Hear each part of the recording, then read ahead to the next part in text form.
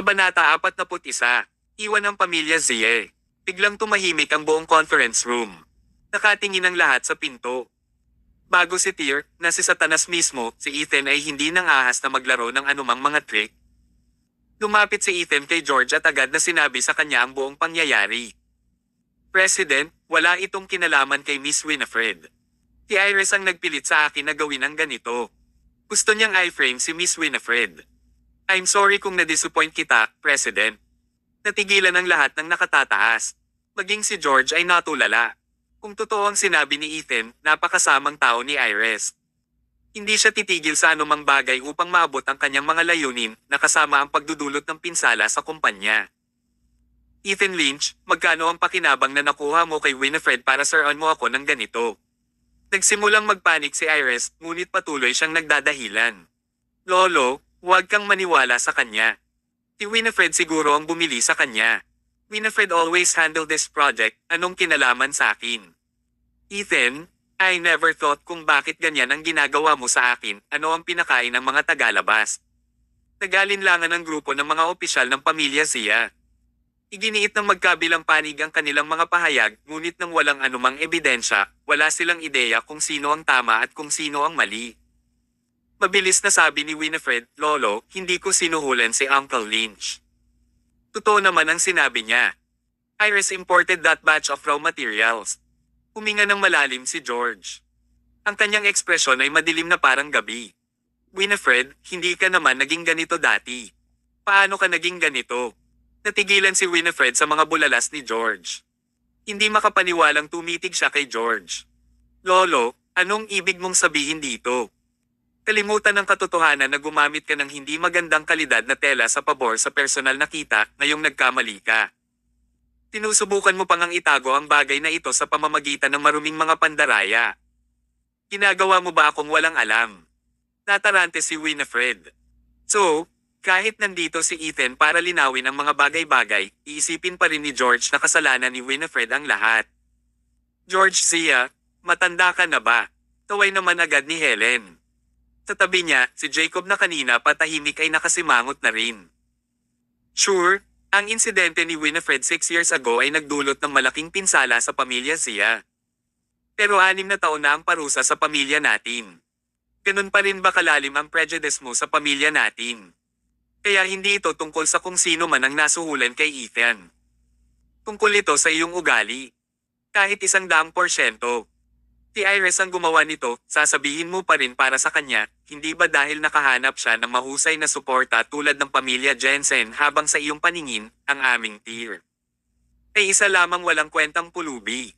Tumahimik ka, ang mga sinabi ni Jacob ay tila nakaantig sa kaba ni George. Galit na galit ang matandang lalaki. Sino ka? Napuno ng galit si George at binigyan ng isang malakas na sampal si Jacob.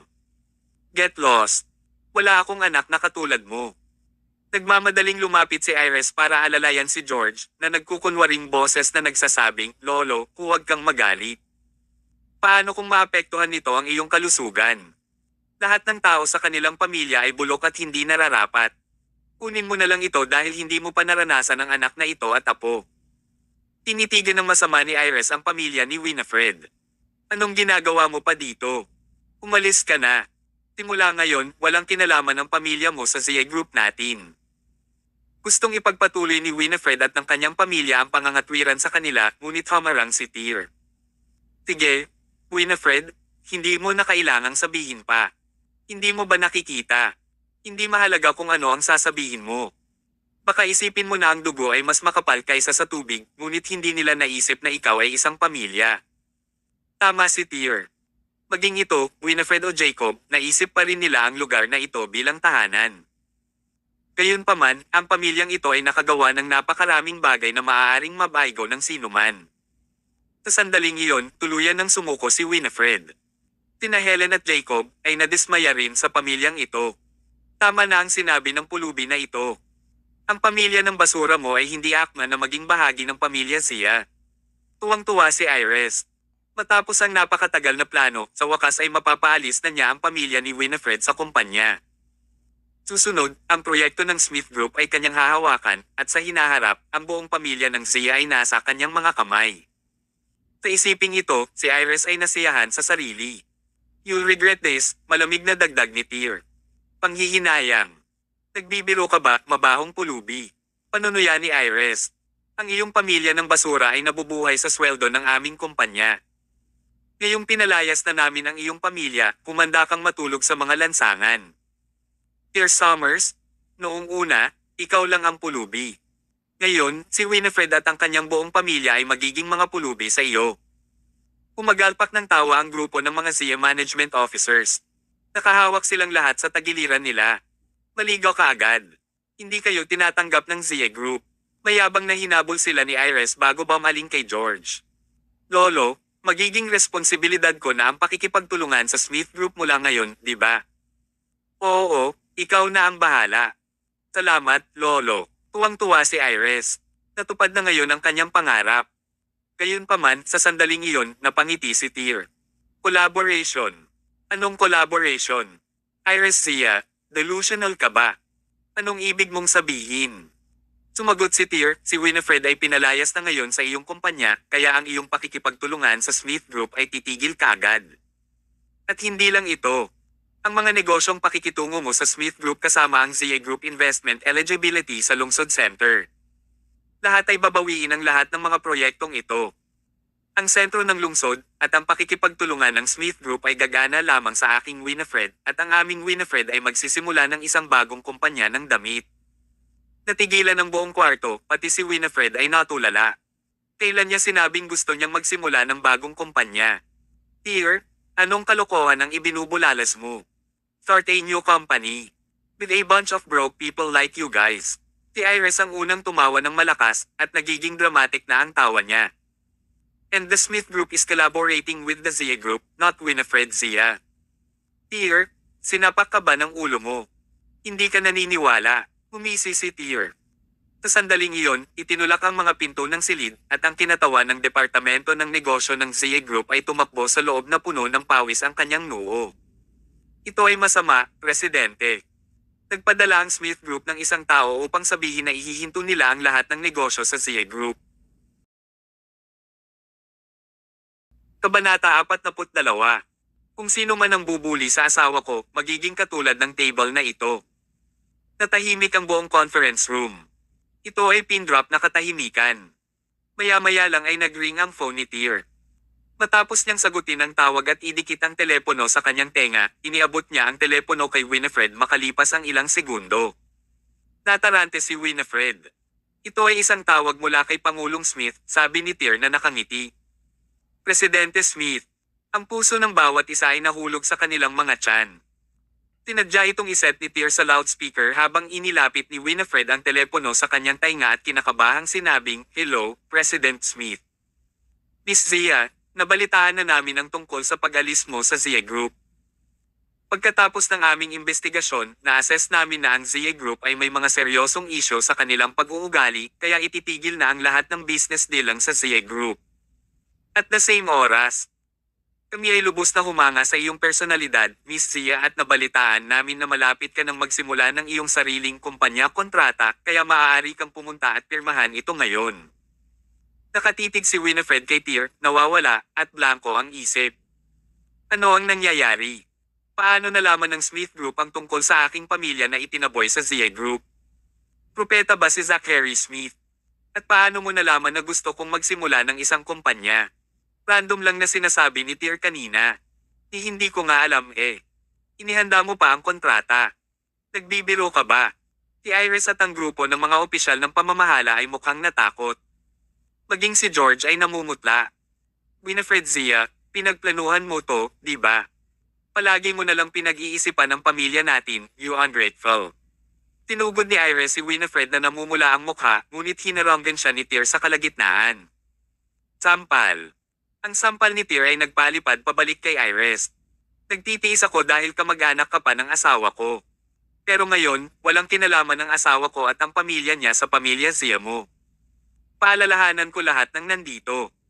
Simula ngayon, kung sino man sa inyo ang nang-aapi ng mga miyembro ng pamilya Zia muli ang aking asawa at ang kanyang pamilya, magugustuhan ninyong lahat ang mesang ito. Bumagsak. Pinasag ni Tyr ang isang kamao sa conference room desk.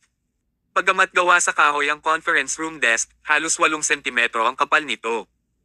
Gayunpaman, nabutas ni Tyr ang mesang ito. Nagulat ang buong kwarto. Tao ba siya? Hindi ba siya monster? Walang nang ahas gumawa ng ingay. Pati sina Iris at George ay natakot. Sa pagkakataong iyon, parang naging backbone si Tyr ng pamilya ni Winifred. Ang suporta nilang pilar. Umalis ang pamilya sa gusali at sa ilalim ng patnubay ni Tyr, pumunta sa Smith Group. Hindi nagbibiro si Zachary Smith. Nang marating ng pamilya ang Smith Group, inilabas ng lalaki ang bagong draft na kontrata.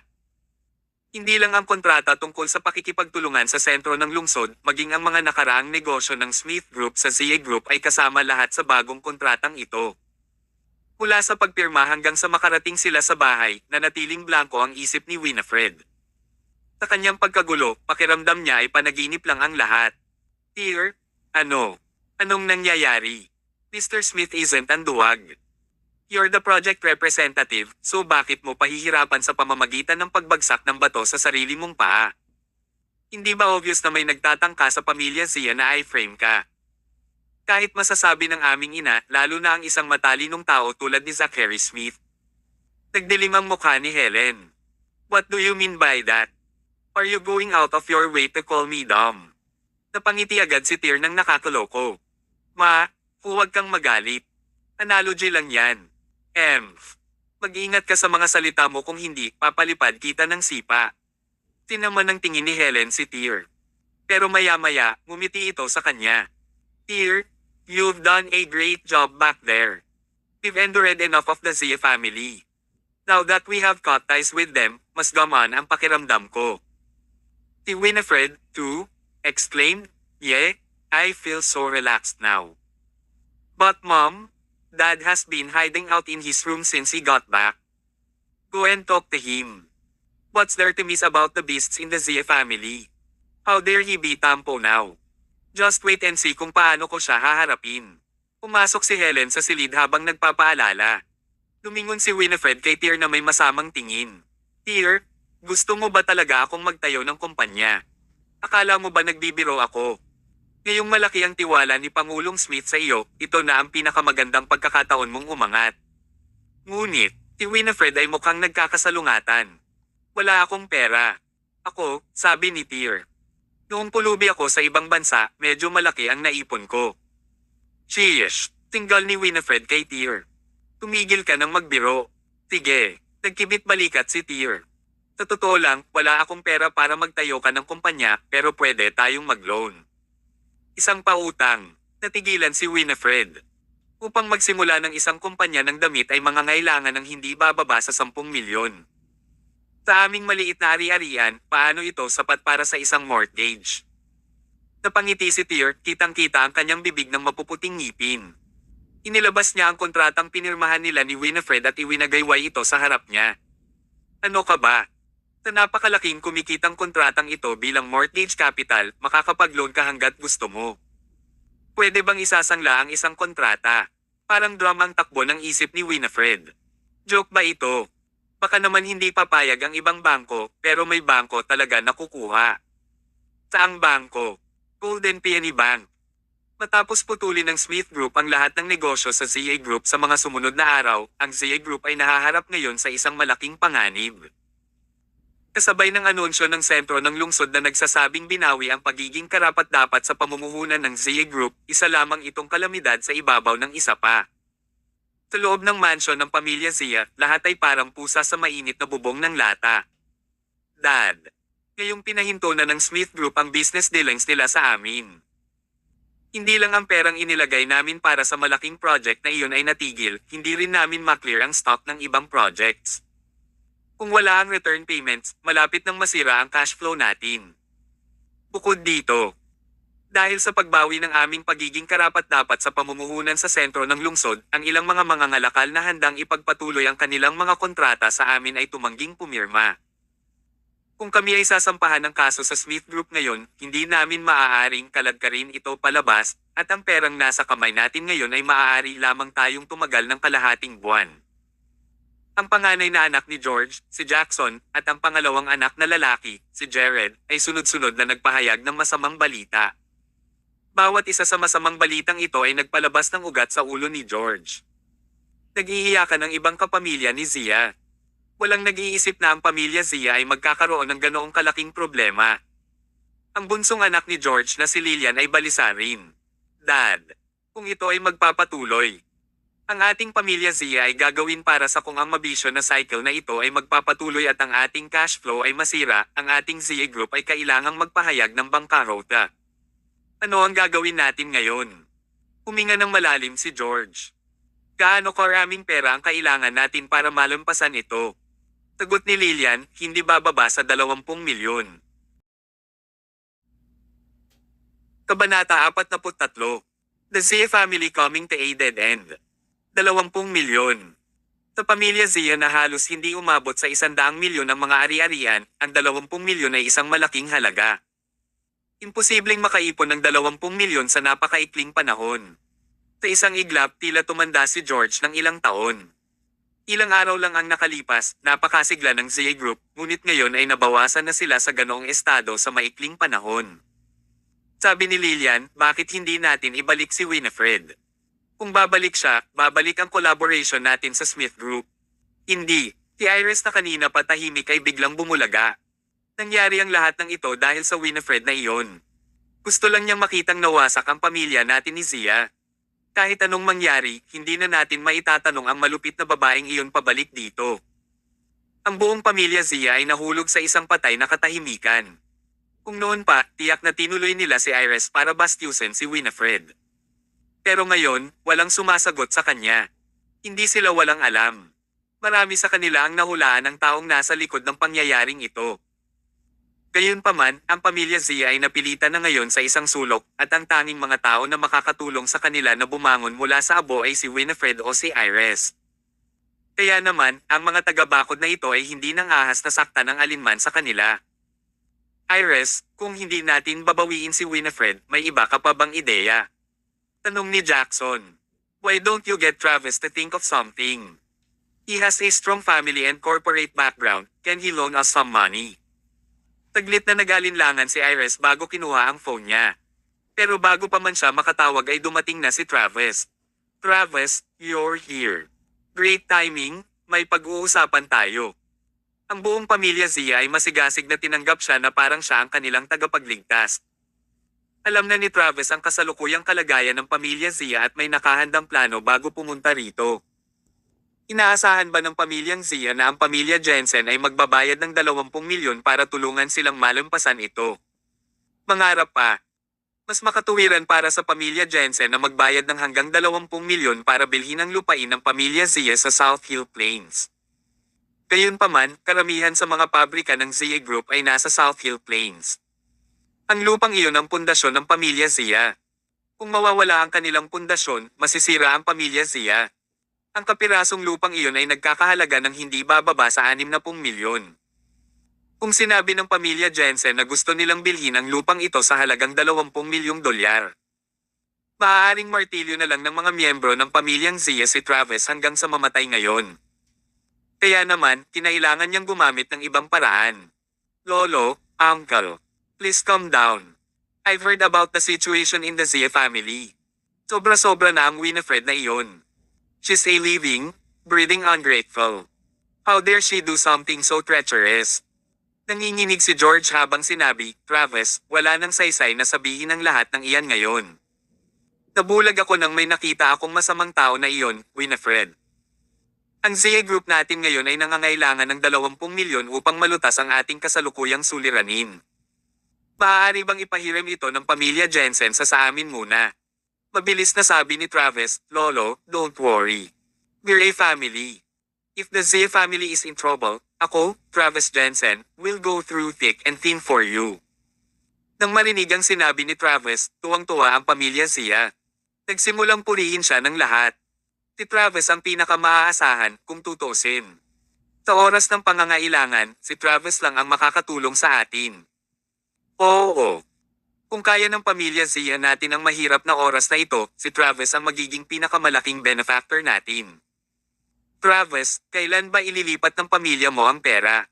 Agad namang umiling si Travis. Mga mahal kong kamag-anak, baka nagkamali kayo. Hindi rin makakaipon ang pamilya natin ng 20 million cash on such short notice. Pagkatapos, ngunit maaari tayong makakuha ng pautang. Sinabi ni Jackson, Travis, naisip din namin na mag-loan, ngunit ang kumpanya namin ay kasalukuyang nasa malalim na tubig, sa palagay ko ay walang bangko ang magpapautang ng ganoon kalaki sa amin. Sumagot si Travis, mayroon akong ideya para dito. Ang pangatlong tiyuhin ko, si Ford Jensen, ay isang executive sa Credit Department ng Golden Peony Bank. Nasabi ko na ito sa tiyuhin ko at pumayag siyang bigyan ng pautang ang pamilya siya. Talaga? Oo. Pero may kondisyon ang tito ko. Anong kondisyon? Natahimik sandali si Travis bago sinabing kailangan nila ng pamilya siya na gamitin ang lupa sa South Hill Plains bilang collateral. Dahil dito, bumagsak ang mukha ng lahat ng miyembro ng pamilya siya. Agad namang sinabi ni George, paano natin gagawin yun? Yan ang pundasyon ng pamilya siya. Kung gagamitin natin yan bilang collateral at may mangyari, masisira ang pamilya natin. Travis, may maiisip ka pa bang iba? Mukhang walang magawa si Travis. Lolo, wala na pong ibang pagpipilian, kundi ito. Matagal ko na rin pong kinailangan na magmakaawa sa aking tiyuhin bago siya pumayag. At isa lang itong sangla. Kapag naayos na ang mga kagyat na usapin at ibinalik namin ang bayad sa tamang oras. Hindi ba ang lupaing iyon ay pag-aari pa rin ng pamilya siya at saka kukunin ko ang aking tiyuhin na bawasan ng interes sa pinakamababang halaga? Tumahimik si George na mukhang napakasalungat habang tinitimbang niya ang mga kalamangan at kahinaan. Lolo, huwag mo nang pag-isipan pa. Sa tingin ko tama si Travis. Ginagamit lang natin ito bilang collateral, hindi ibinebenta.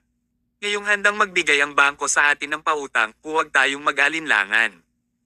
Kunin natin ang pera muna. Sa pangunguna ni Iris sa panghihikayat, nagsimulang tumango ang mga miyembro ng pamilya siya bilang pagsang-ayon. Nasa isang mahirap na sitwasyon sila at nangangailangan ng 20 milyon na pera upang makayanan ang hadlang na ito. Ang paghiram ng pera sa isang bangko ay mas mahusay kaysa sa paghiram sa isang loan shark. Bagamat nag-aalala si George, wala siyang ibang pagpipilian, kaya't nagngangalit siya at pumayag dito.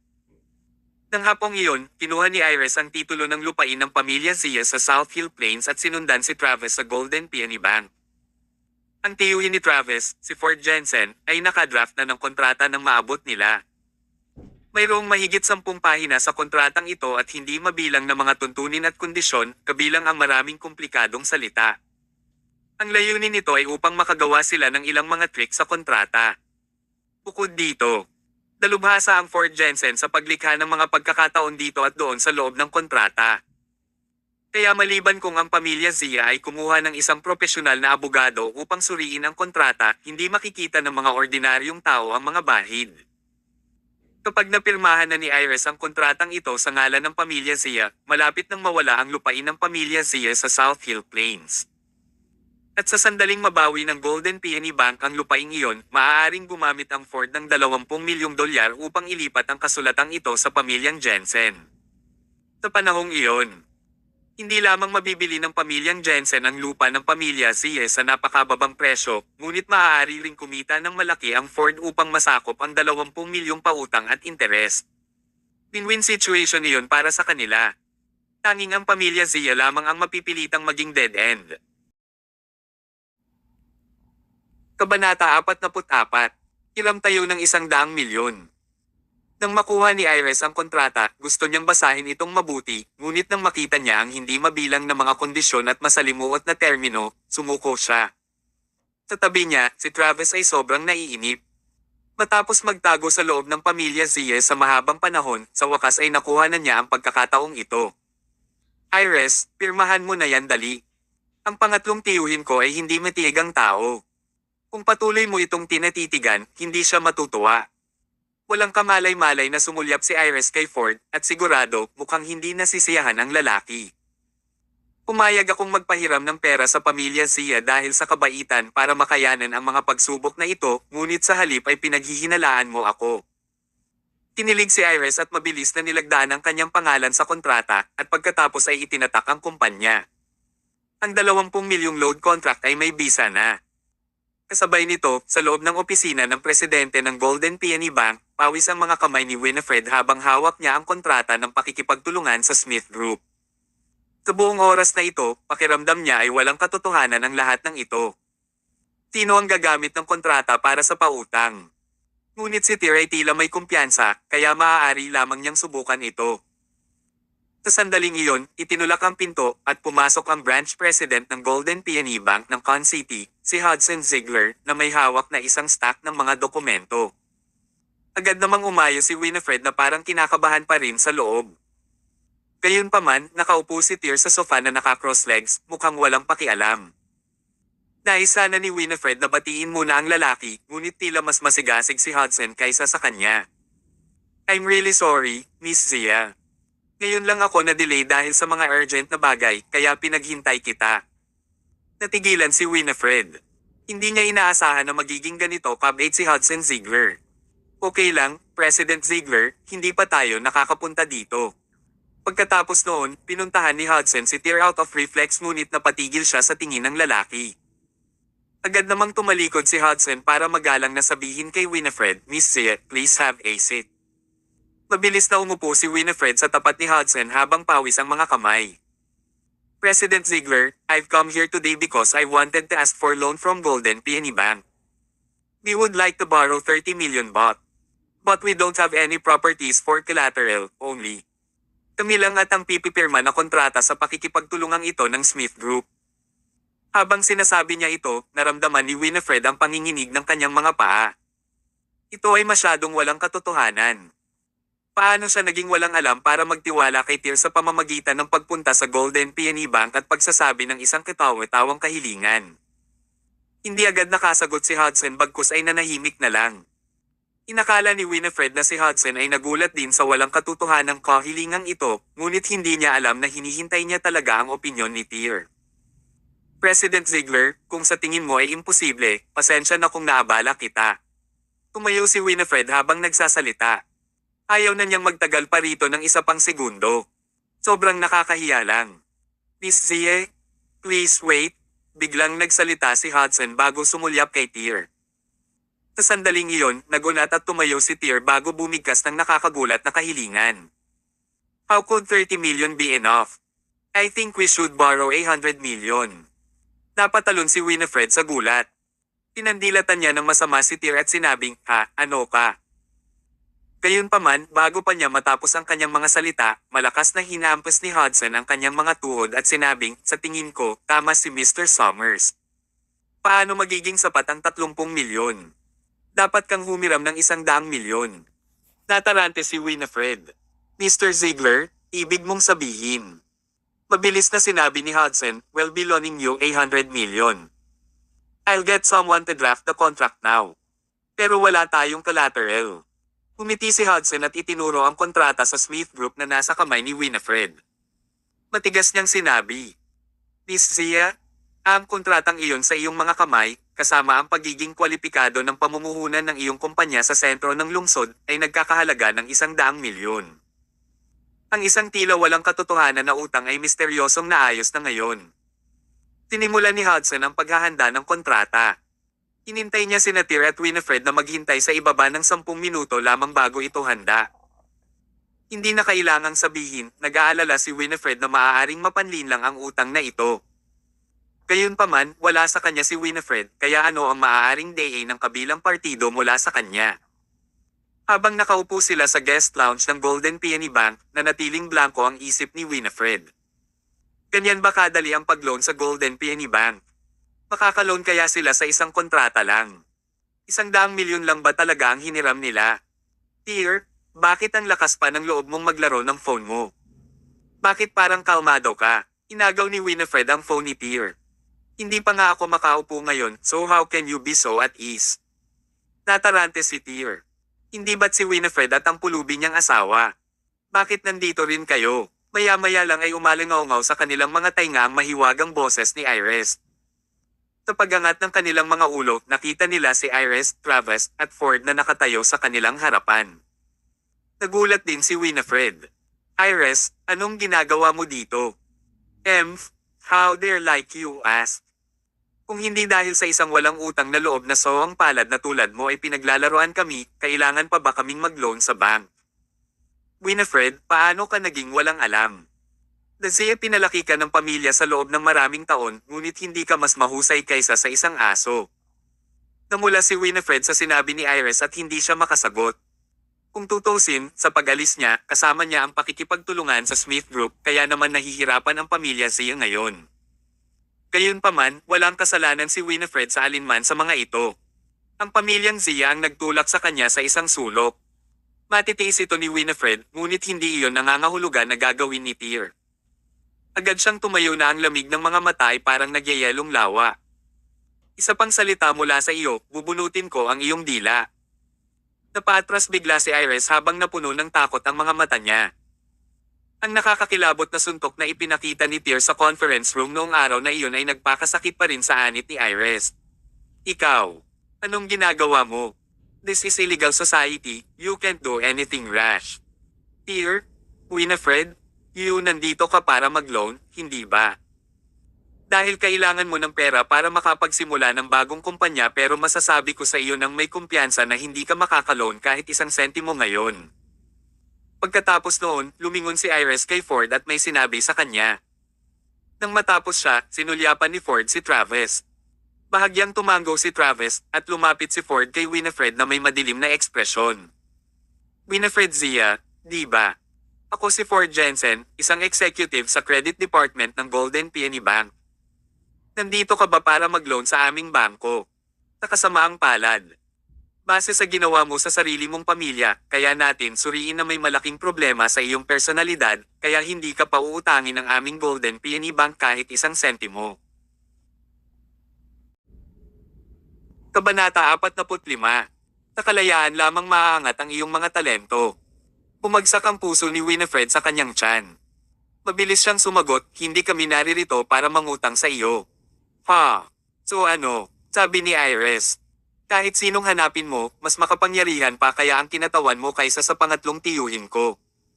Winifred, siguro nawawala na ang pamilya mo sa pagkasira. Wala kang puhunan pero iniisip mong magsimula ng isang kumpanya. Bakit buhay ka pa pagkatapos umalis sa ZA Group namin, wala ka? Pagkasabi noon, itinaas ni Iris ang kontrata ng pautang sa kanyang kamay. Nakikita mo ba ito, Winifred? Sa isang salita lamang mula sa aking Travis, ang 20 milyong pautang ay kasing dali ng pie, kaya't hindi mo naisip na magpahiram ng kahit isang sentimo ngayon. Sampal. Parang kidlat, sinampal ni Tyr si Iris sa kanyang mukha. I've already warned you kanina. Hindi ko na uulitin ang sarili ko sa ibang pagkakataon. Napatulala si Iris sa sampal ni Tyr. Mabilis na tumakbo si Travis out of reflex, ngunit pagkatapos matugunan ang mapanganib na tingin ni Tyr, sumuko siya. Mabangis kang tao, nailalabas lamang ni Iris ang kanyang pagkadismaya sa pamamagitan ng mga salita. Nakasimangot na ngayon si Ford. Kayong dalawa, lumabas na kayo sa Golden Peony Bank. Umisi si Tyr. We're not here to see you, kaya walang epekto ang mga salita mo. Ganun ba? Ganun ba? Nag-aapoy si Ford sa galit. Nadama niya na ang kanyang autoridad sa loob ng bangko ay hinahamon at hinahamak. I'm an executive in Golden Peony Bank. Kung hindi ako papayag kahit kanino ka humingi ng loan, hindi sila maglalakas loob na ibigay ito sa iyo. Hindi rin ako. Maya-maya lang, isang dumadagindong na boses ang umalangaw mula sa ikalawang palapag. Nagmadaling bumaba si Hudson na may hawak na $100,000 na kontrata. President, natigilan si Ford. Pakiramdam niya ay sumabog ang kanyang isip. Let me ask you, kailangan ko bang kunin din ang approval mo bago bigyan ng loan si Miss Zia? Nagpapang mga ugat sa noo ni Hudson. Nang pababa na siya, narinig na ni Hudson ang kalahati ng pag-uusap na ito.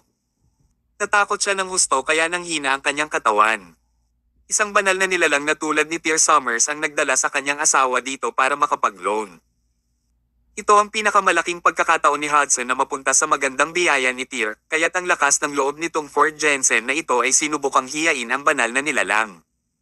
Ikaw bulag na basura. Sino ka para saktan ng isang mahalagang customer tulad ni Miss Zia? Ikaw ba ay isang executive ng departamento ng kredito? Ford Jensen, ipinapahayag ko ngayon na ikaw ay tinanggal. At itong 20 milyong pautang na kakabigay mo pa lang sa 2 taong ito ay agad na walang bisa. Isang buzzing sound ang sumabog sa isip ni Ford. Si Travis at Iris, masyadong, namumutla. Kung si Ford ay tinanggal, ano ang mangyayari sa utang na iyon ng mas maaga? Paano naman ang lupain sa South Hill Plains? Sa isang malakas na kalabog, napaluhod si Ford sa harap ni Hudson. Parang umalis ang kaluluwa niya sa katawan niya. President, hindi mo ako mapapaalis. I've been working in Golden Peony Bank for so many years now. I've put in so much hard work even if I don't have any credits to show. Nagsisimula na ring magpanik si Travis. Patuloy niyang binibigyan ng senyales si Iris gamit ang kanyang mga mata. Bagamat wala silang ideya kung ano ang koneksyon ni Hudson kay Winifred, ang eksenang ito sa kanilang harapan ay nagsabi sa kanila na may malaking mangyayari. Mabilis na naabutan ni Iris at sinabi kaagad kay Winifred, Winifred, kasalanan mo itong krisis na kinakaharap ngayon ng pamilya Zia. Kung hindi natin makukuha itong loan ngayon, matatapos ang pamilya Zia sa mga kamay mo. Isa ka pa rin. Miyembro ng pamilya ni Zia kahit anong mangyari. Nanginginig ang puso ni Winifred. Ilang sandali doon ay hindi siya nakasagot. Kahit na hindi siya naisip ng pamilya Zia bilang pamilya, masyadong mabait pa rin si Winifred. Malamig na wika ni Tyr, itinuro ko na sayo noon na dapat magpakita ka ng sinseridad kapag nagmamakaawa. Iris gritted her teeth, nananabik na punitin si Tyr. Gayunpaman, hindi siya naglakas loob na magalit. Winifred, I beg you, please speak up on our behalf. Kung hindi, ang pamilya Zia ay talagang tapos na. Kahit hindi para sa akin, gawin mo para kay Lolo. Huminga ng malalim si Winifred at lumapit kay Hudson. President Ziegler, pwede mo ba silang pabayaan sa pagkakataong ito? Walang tiwala si Winifred nang sabihin niya ito. Nandito rin siya para humingi ng pabor, kaya bakit ipapakita sa kanya ni Hudson Ziegler ang ganoong uri ng paggalang? Gayunpaman, mabilis na tiningnan ni Hudson si Tyr. Matapos makitang mahinang tumango si Tyr, agad na naintindihan ni Hudson.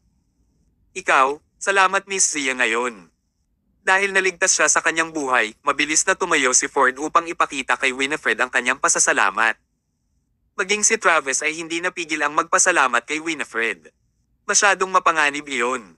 Kanina lang halos nawala ang plano nilang dayin ang lupain ng pamilya Zia. Galit na galit si Iris, ngunit hindi siya naglakas loob na humagulgol. Bagamat nakahinga rin siya ng maluwag, nakaramdam pa rin siya ng pagkabalisa sa loob. Hindi niya maintindihan kung bakit ganoon kalaki ang paggalang ng isang kilalang tao tulad ni Hudson Ziegler kay Winifred. Hindi lang kaya natulog si Winifred kay Zachary Smith kundi pati na rin kay Hudson Ziegler. Tumingin si Tyr, malamig, kay Iris. Hindi ka ba marunong magsabi ng thank you pagkatapos kang tulungan ni Winifred? Ganyan ka ba kawalang pinag-aralan? Tyr, you. Nag-iinit ang mga ngipin ni Iris sa galit pero hindi pa rin siya nagpasalamat kay Winifred. Pagkatapos nito, ibinigay ni Hudson ang draft na kontrata kay Winifred ng may paggalang. Miss Zia, inihanda ko na ang kontrata para sa loan na $100,000,000. Kung pumirma ka rito, magkakabisa ka agad. Ilalabas ang pera sa kalahating buwan. Ano?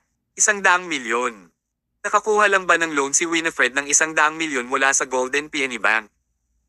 Sa sandaling iyon, hindi lang si Iris, maging sina Travis at Ford ay natulala. Paano naging posible iyon? Nagbago na ba ang mundo? Nakita ni Iris kung gaano kamanipis ang $100,000,000 kontrata ng pautang ni Winifred. Ilang papel lang iyon, ngunit ang kontrata sa kanyang mga kamay ay napakakapal sa halagang 20 milyon lamang. Ano ang nangyayari? Naramdaman ni Iris na may kakaiba, ngunit ano nga ba, hindi niya masabi sa ngayon. Habang ang kontrata ay nakasaad na ang pera ay ilalabas sa loob ng kalahating buwan, sa totoo lang, 3 araw lamang para sa Golden Peony Bank na mailipat sa kanila ang $100,000,000. Nang mabasa niya ang text message sa kanyang telepono na inaalam na ang $100,000,000 ay umabot sa kanyang account, naramdaman ni Winifred na ang lahat ay surreal. Tyr, feeling ko panaginip lang lahat ng ito. Nakangiting tumabi sa kanya si Tyr at sinabing, hindi ito panaginip. Totoo ang lahat ng ito. Ngayon, may kalayaan ka ng pasukin ang iyong mga talento.